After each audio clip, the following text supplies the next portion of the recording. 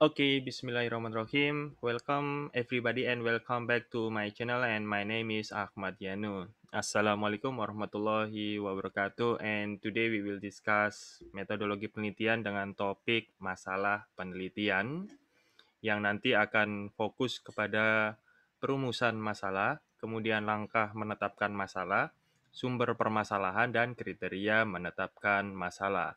But first of all, as usual, I miss you all, guys, and I hope that you are all having beautiful day. And if you are not having a beautiful day, just click the subscribe button, and you will automatically have a beautiful day today.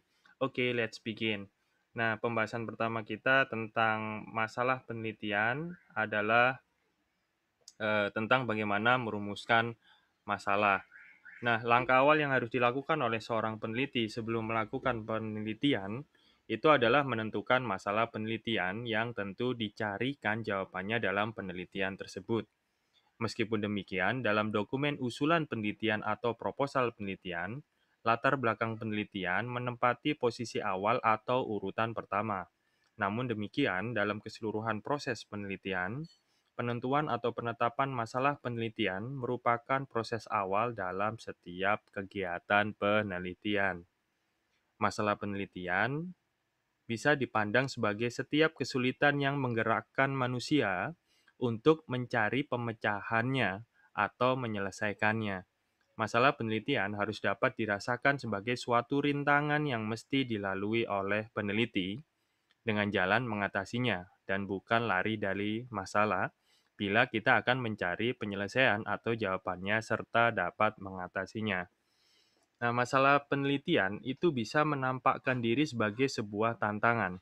Karena itu, masalah penelitian yang benar-benar dipermasalahkan dalam penelitian memerlukan unsur-unsur yang menggerakkan kita untuk membahasnya. Antara lain, peneliti merasa berkepentingan untuk memecahkan permasalahan tersebut. Yang kedua, ada manfaatnya dari penyelesaian masalah tersebut. Yang ketiga, masalahnya harus bersifat realistik. Artinya bahwa masalah yang hendak dibahas benar-benar realistik dan nyata serta didukung oleh fakta-fakta atau bukti-bukti yang nyata. Oleh karena itu, mengenal masalah penelitian harus disertai dengan pandangan yang kritis dan selektif. Menyeleksi masalah penelitian bukanlah pekerjaan yang mudah. Ia memerlukan sikap kritis dan pengalaman yang memadai.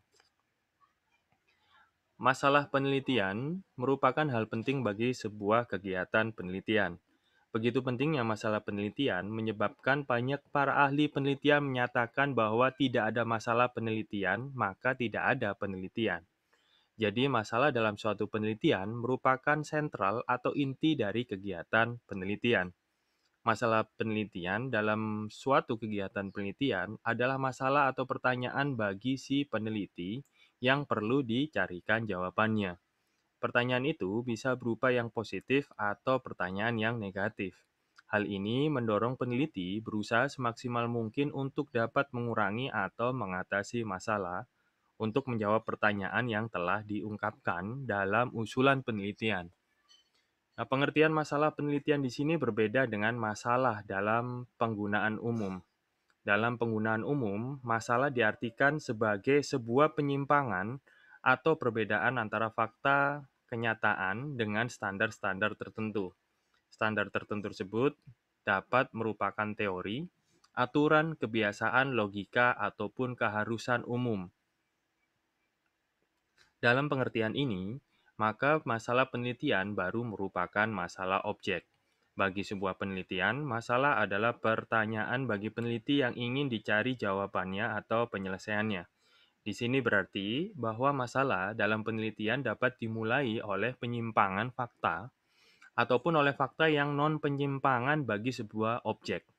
Yang paling penting di sini adalah fakta tersebut dapat ditransformasikan menjadi sebuah pertanyaan penting, menarik, dan memungkinkan untuk dijawab.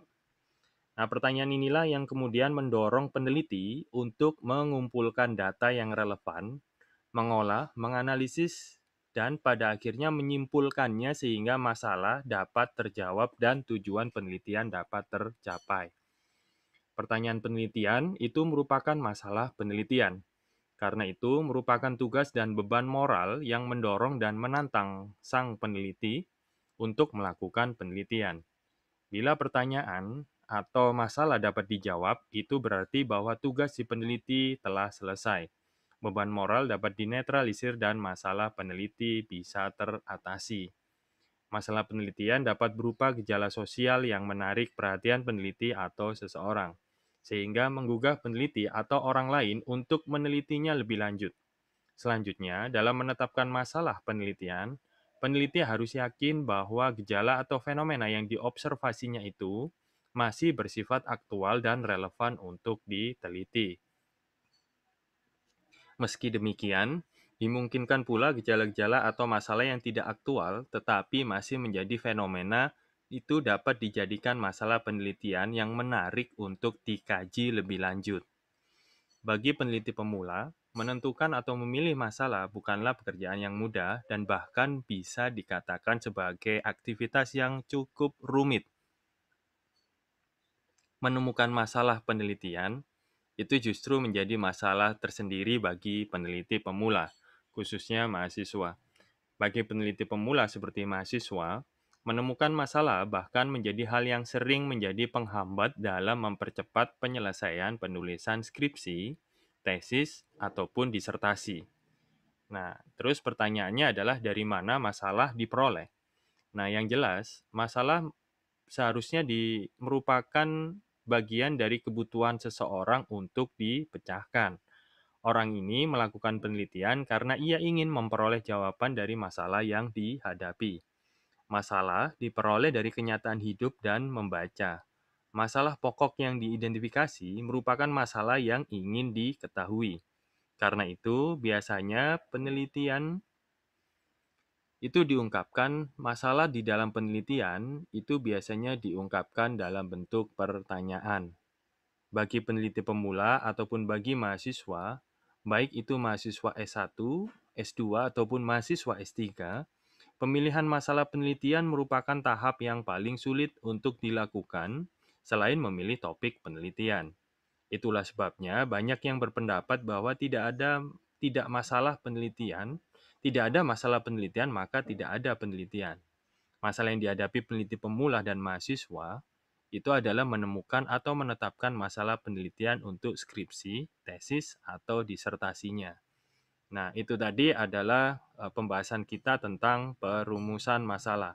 Nah, selanjutnya kita akan membahas tentang langkah dalam menetapkan masalah.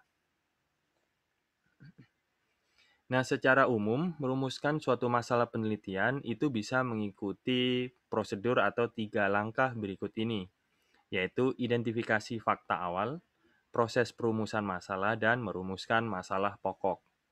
Dalam identifikasi fakta awal, untuk mengidentifikasi masalah penelitian, maka peneliti harus mengungkapkan fakta-fakta dan kenyataan, baik penyimpangan ataupun non-penyimpangan gejala dan fenomena. Dalam hal ini, semua fakta dan gejala yang berhubungan dengan permasalahan penelitian harus diungkapkan secara jelas dan tegas.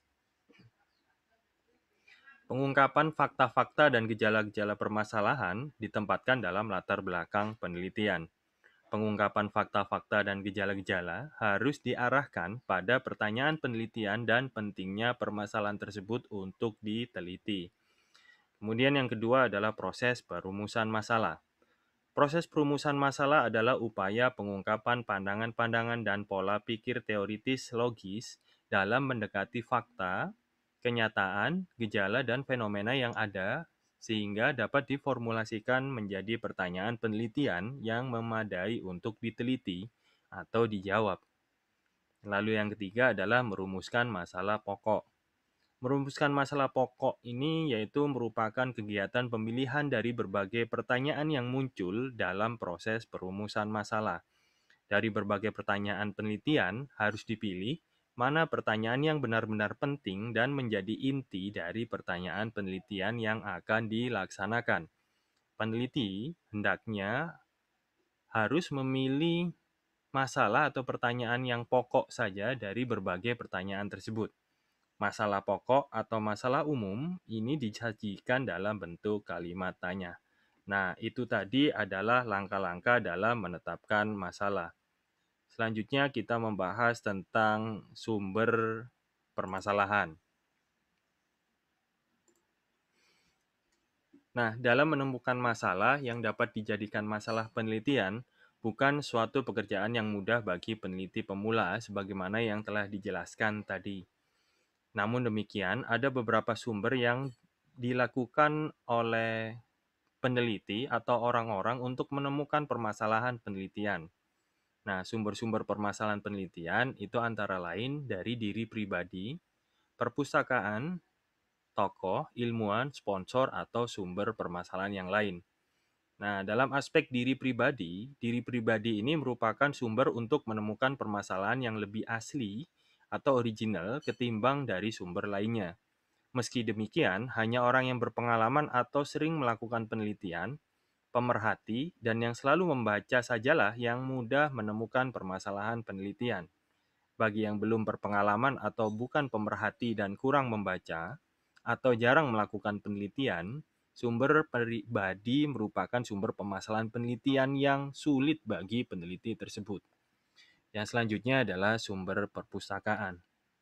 Nah, perpustakaan ini merupakan sumber untuk menemukan permasalahan penelitian yang paling banyak dan paling umum digunakan oleh setiap peneliti. Perpustakaan menyediakan banyak sumber penelitian dan sekaligus sumber masalah untuk penelitian. Dalam perpustakaan, orang dapat membaca atau menemukan berbagai bahan bacaan. Bahan bacaan yang paling banyak untuk memunculkan atau mencari masalah atau pertanyaan penelitian biasanya jurnal ilmiah. Nah, jurnal ilmiah ini memuat berbagai macam artikel ilmiah, karya tulis ilmiah, yang merupakan kumpulan tulisan-tulisan baik itu berupa temuan baru, ide pemikiran, hasil penelitian, dan lain sebagainya secara lebih spesifik. Karena itu, dengan membaca jurnal akan diperoleh permasalahan atau pertanyaan penelitian yang sesuai dengan bidang ilmu si peneliti. Tentu, itu bisa menjadi lebih mudah.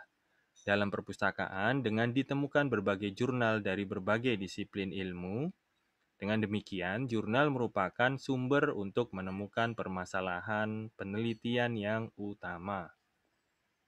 Nah, selanjutnya, tokoh, ilmuwan, sponsor, ataupun sumber yang lain seperti konsultan.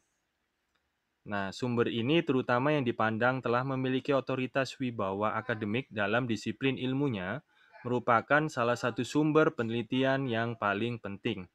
Pernyataan-pernyataan atau pendapat-pendapat para tokoh, ilmuwan, ataupun konsultan pada umumnya menarik untuk diamati dan menarik perhatian banyak orang. Selain menarik pernyataan atau pendapatnya, dapat dijadikan sebagai sumber acuan, juga bisa menjadi sebagai sumber inspirasi untuk melakukan suatu penelitian. Nah, itulah tadi pembahasan kita tentang sumber permasalahan. Nah, selanjutnya kita bisa membahas tentang bagaimana kriteria menetapkan masalah. Nah, tidak semua masalah dapat dijadikan masalah penelitian. Masalah penelitian yang memadai atau yang dapat dijadikan masalah penelitian untuk diteliti memiliki ciri-ciri yang antara lain pertama, mencerminkan kebutuhan yang dirasakan cukup penting dan menarik terutama bagi si peneliti. Hal ini berarti bahwa masalah yang akan diteliti itu memang betul-betul penting dan menarik untuk diteliti. Sebab tidak semua masalah yang menarik itu penting untuk diteliti. Lalu yang kedua, peneliti memiliki kemampuan dan keahlian dalam bidang yang menjadi masalah penelitian. Dengan adanya keahlian dan pengetahuan yang luas di bidang yang akan diteliti, maka dapat diharapkan hasil penelitian yang berkualitas dan bermanfaat, serta dapat diungkapkan secara tuntas. Masalah tidak boleh bersifat hipotesis. Hal ini berarti bahwa masalah yang akan diteliti bukanlah masalah yang direkayasa atau dibuat-buat sehingga menjadi sebuah masalah. Masalah yang aktual adalah masalah yang didukung dengan fakta-fakta yang benar-benar nyata atau real. Kemudian yang terakhir, masalah hendaknya bisa mengarah pada hipotesis yang dapat diuji. Dalam hal ini berarti bahwa masalah yang hendak dibahas harus dapat diberikan jawaban sementara yang didasarkan pada ilmu pengetahuan yang ada atau hasil kajian sebelumnya.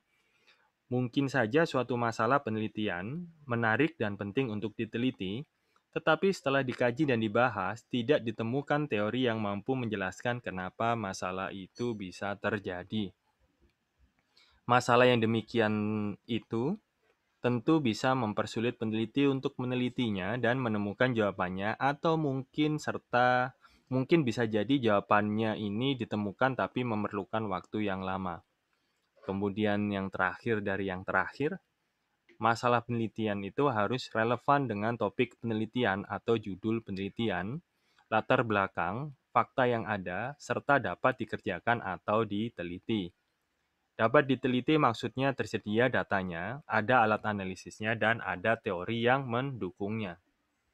Nah, selain dari ciri yang disebutkan tadi, suatu masalah baru dapat dikatakan layak sebagai masalah penelitian bila masalah tersebut memenuhi beberapa kriteria yang dicatat dalam video ini.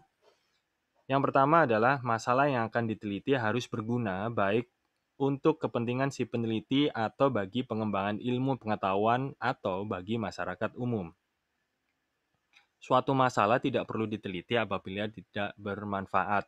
Oleh karena itu, yang pertama-tama harus diperhatikan adalah bahwa permasalahan yang ingin dicarikan jawabannya itu bersifat berguna.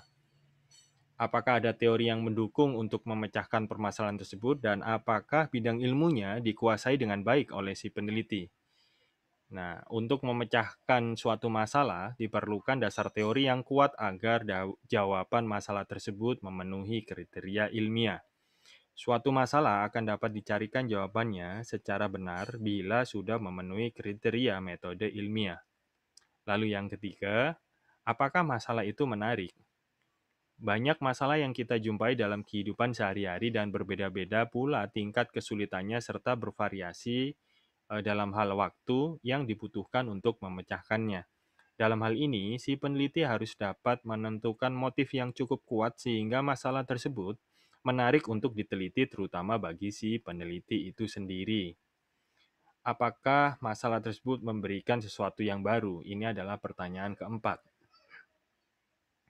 Nah, untuk menjawab pertanyaan ini, maka diperlukan pengetahuan yang luas dalam bidang pengetahuan masing-masing, sehingga diketahui apakah dengan jawaban masalah tersebut bisa membawa sesuatu yang baru. Melengkapi diri dengan pengetahuan yang luas, maka si peneliti dapat mengetahui apakah masalah yang diajukannya dalam usulan penelitian sudah pernah atau belum diteliti oleh orang lain.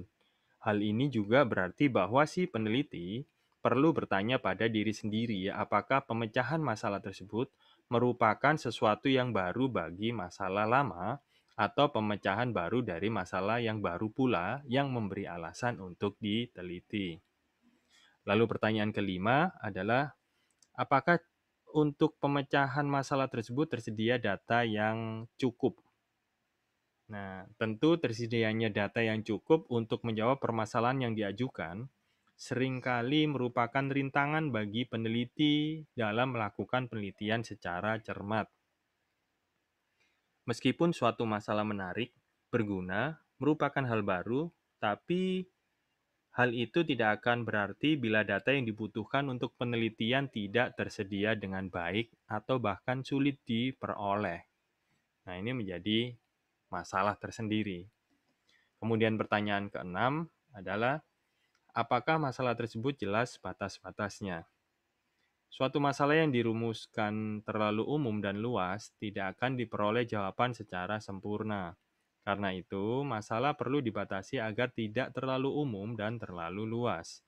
Pembatasan masalah bukan saja diperlukan untuk mempermudah atau menyederhanakan masalah, tetapi juga digunakan untuk menetapkan segala sesuatu yang berhubungan dengan penelitiannya, seperti waktu, biaya, data, ataupun hal-hal yang lain. Nah, dalam menentukan masalah, perlu pula diperhatikan setidaknya ada 3 hal sebagai berikut. Yang pertama adalah Masalah yang diteliti harus menunjukkan hubungan antara dua variabel atau lebih.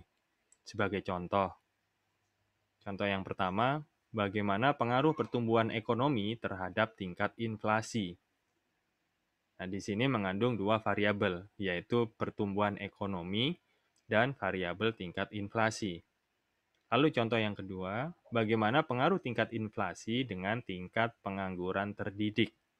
Di sini juga mengandung dua variabel, yaitu tingkat inflasi dan tingkat pengangguran terdidik. Lalu aspek yang kedua adalah masalah harus dinyatakan dalam bentuk pertanyaan yang jelas dan tegas, bukan dalam bentuk pertanyaan yang meragukan. Nah, ini contoh masalah yang meragukan yaitu, apa benar tingkat kemiskinan dipengaruhi oleh tingkat pendidikan? Nah, di sini mengundang ambiguitas dan keraguan. Lalu contoh masalah yang meragukan kedua adalah, mungkinkah tingkat kesejahteraan masyarakat akan meningkat bila investasi ditingkatkan? Nah, susunan kalimat masalah penelitian ini tentu bisa mengundang keraguan dari si pembaca. Jadi masalah itu harus dinyatakan dalam bentuk pertanyaan yang jelas dan tegas, bukan dalam bentuk pertanyaan yang meragukan. Lalu yang ketiga, itu memungkinkan untuk diuji secara empiris. Suatu masalah memungkinkan untuk diuji secara empiris bila dari masalah tersebut tersedia data yang cukup relevan, kemudian bisa digunakan, lalu ada teori yang mendukungnya, serta tersedia alat uji untuk mengujinya. Nah, itu tadi adalah beberapa kriteria dan contoh-contoh tentang kriteria menetapkan permasalahan penelitian. Nah, selanjutnya silahkan menjawab question of the day hari ini. Tulislah di kolom komentar jawaban atas pertanyaan-pertanyaan pembahasan dalam video ini. Pertanyaan pertama, bagaimanakah kriteria penelitian yang baik? Dan pertanyaan kedua, bagaimana seorang peneliti dapat menemukan masalah penelitian? So, terima kasih telah menonton video ini sampai habis. Semoga bisa mendatangkan manfaat bagi teman-teman semua dan bisa memudahkan, membantu teman-teman dalam mencari masalah penelitian sehingga penyelesaian skripsi, tesis, ataupun disertasi yang dilaksanakan oleh teman-teman itu bisa terselesaikan dengan baik dan lebih cepat. So, have a nice day. Dan terima kasih sekali lagi. Wabillahi taufiq wal hidayah. Wassalamualaikum warahmatullahi wabarakatuh.